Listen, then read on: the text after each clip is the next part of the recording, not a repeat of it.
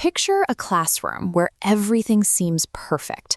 Students are physically busy, hands are shooting up, and everyone is engaged in lively conversation. Yet, when you test these exact same students the very next day, they draw a complete blank. They struggle to remember the core concepts they just spent an hour vigorously discussing.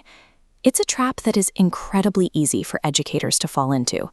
We look at a room full of physical activity and behavioral compliance, and we naturally assume that means learning is happening.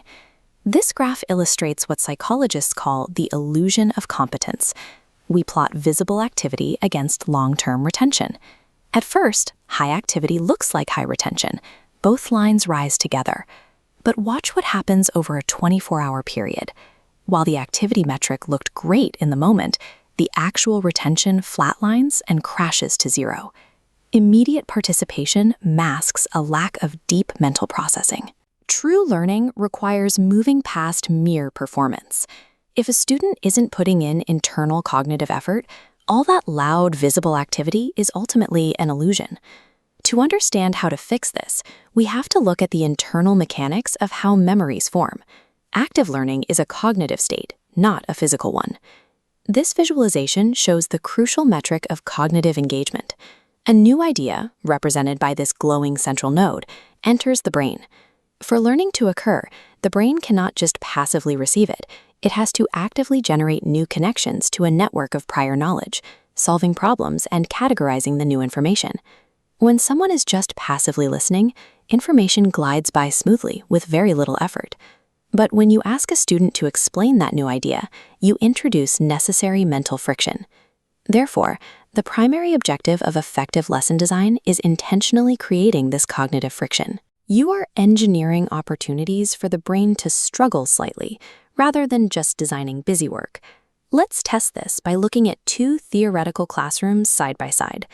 Both rooms are going to cover the exact same 20-minute conceptual lesson. In Classroom A, the teacher delivers a brilliant, continuous 20-minute explanation. The students sit quietly, listen carefully, and take neat notes. Compliance in this room is high, but the cognitive heavy lifting is being done entirely by the teacher. The students are receiving information, but their internal processing remains completely stagnant.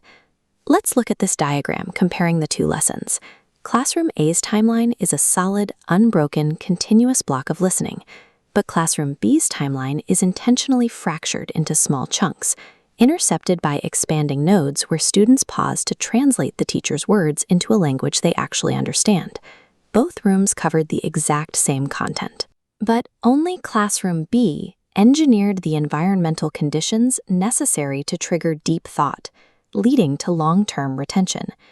So how does a teacher successfully transition their lesson plan from the passive listening of Classroom A to the active processing of Classroom B? The answer lies in a framework called visible thinking. You have to structurally pull a student's internal invisible thought process out into the open so it can be evaluated. A low-barrier way to do this is think, pair, share. You ask a question, give them quiet time, then articulate to a partner.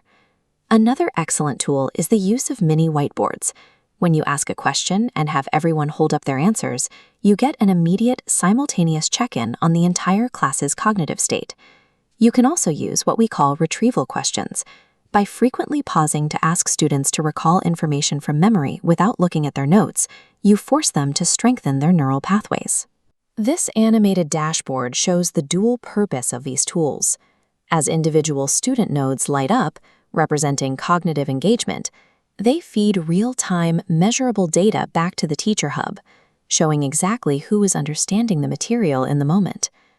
Deliberate structural choices like these take the invisible assumption that learning is happening and transform it into visible, measurable cognitive engagement. Ultimately, a loud, physically active, and busy classroom is not inherently a successful one. The true goal of lesson design is to shift the cognitive burden off the teacher's shoulders and place it directly onto the students. The goal is more thinking, because the final rule of active learning is simple. When students do more of the thinking, they do more of the learning.